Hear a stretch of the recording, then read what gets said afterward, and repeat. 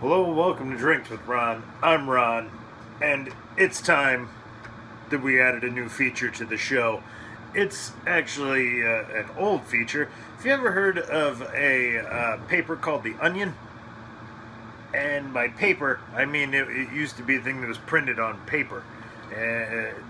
For you kids, that's a thing that was made out of trees. They'd grind them up until it made this like flat sheets, and you'd write stuff on it. Paper. It's a thing we used to have. Any hoodles, they used to, you'd be around Madison and other places, just free. You'd go pick it up.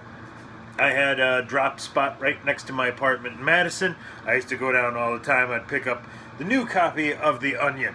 It's a satire paper which now has a website. That's a term that's probably more familiar to you than paper. Working on another mojito. Fucking delicious. But let me digress. The Onion had many sections. There was a horoscope. Of course, it was mocking the horoscope genre, so they were usually pretty funny. Advice columns and the like. But one of the recurring sections they had was called Pathetic Geek Stories. And that was where readers of The Onion would write in a letter. That was another thing we used to have, or called letters. You'd write one, you'd put it in a thing called an envelope, you'd put this thing called a stamp on it, and away it would go. And they were called letters.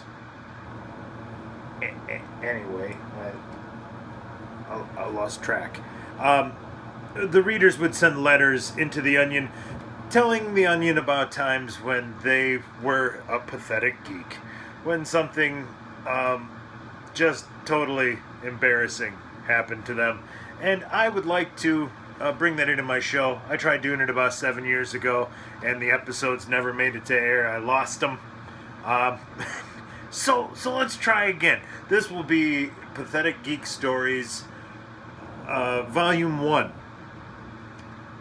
And I have to do that because I found this album in my pile. Cheap Trick. Yeah, they're from Rockford, Illinois. They're local guys. They're famous. The Budokan recording went into the Library of Congress this year. This record's had its ass kicked. I could only play side one, and I shouldn't even do this with my needle. But you know what? For the sake of the story.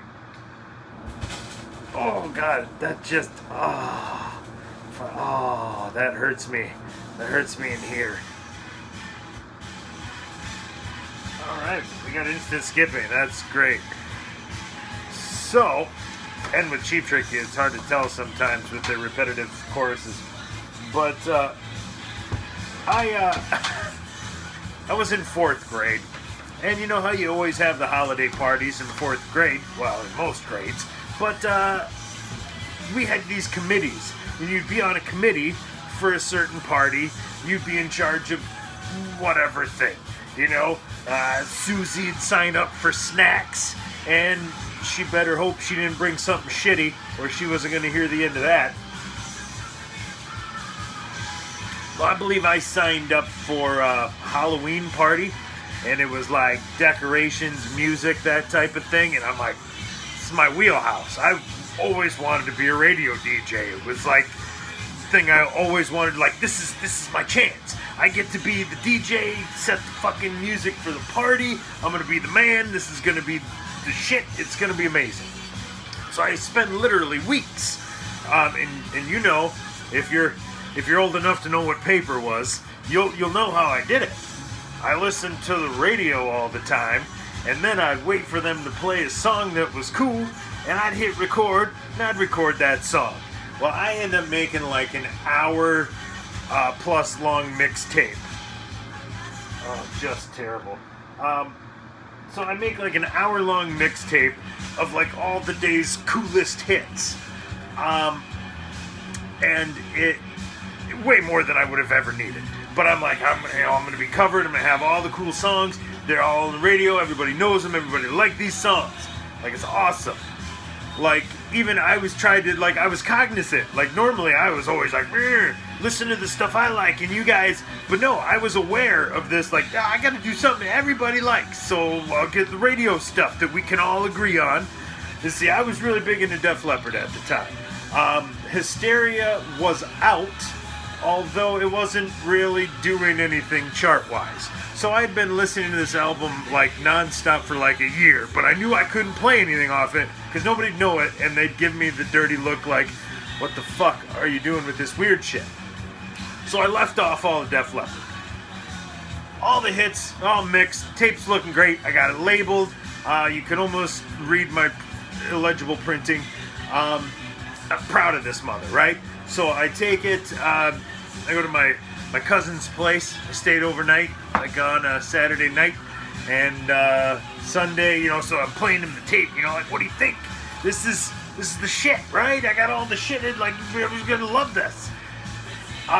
Cutting off the DJ strategically, so it wasn't like, it was good, it was tight. None of that crap, no commercials. Well, when I went home Sunday, I left the tape there. I'm like, oh, hell.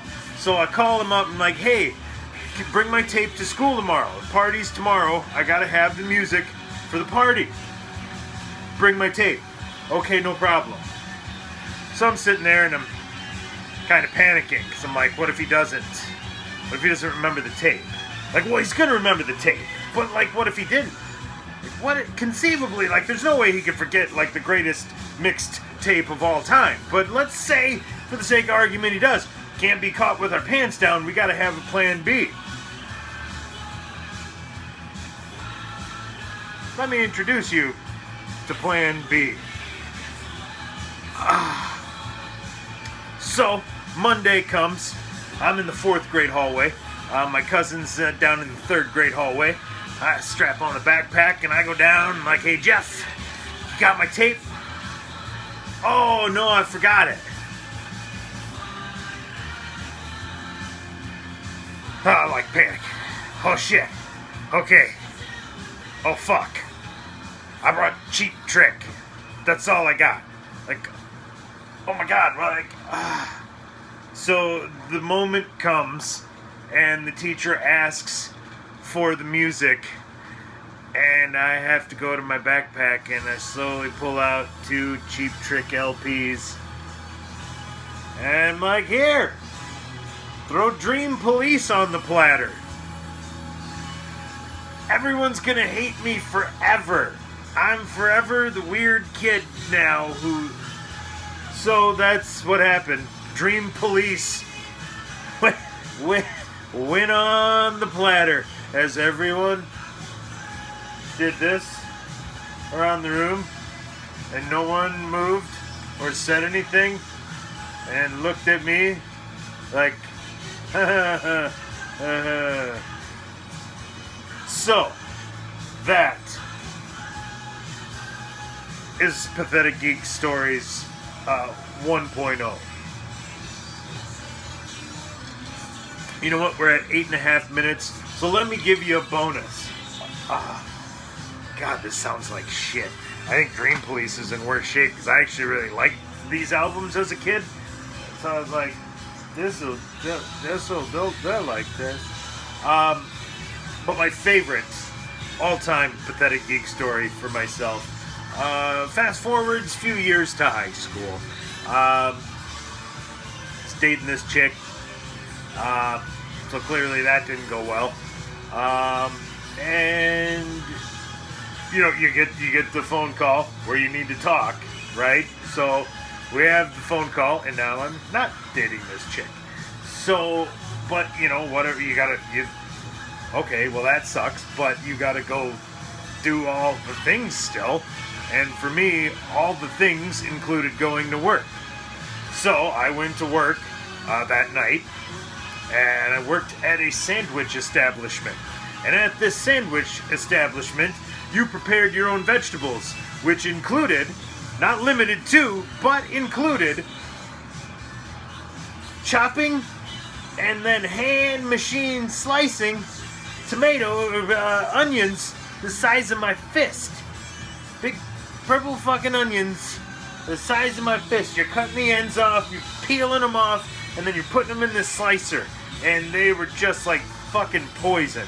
I've never dealt with mustard gas, but now I feel like I've been in the ballpark. So I'm slicing these bastards up, and I'm just dying. The doorbell dings. Beep, beep, beep, beep, beep. So I throw shit down. I walk around the corner, tears streaming down my face, as my ex-girlfriend's 3 best friends walk in the store and give me this look like I am a dog with 3 legs. And I was just like, I was cutting onions, and then they gave each other the look like, oh, isn't that even more sad? He's trying to cover it up by saying he cut onions. Like, this is terrible. We've got to tell everyone. So I was like, oh, God, you're fucking kidding me. Fucking tears, eyes bright red. Like, for all they know, I was around the corner going,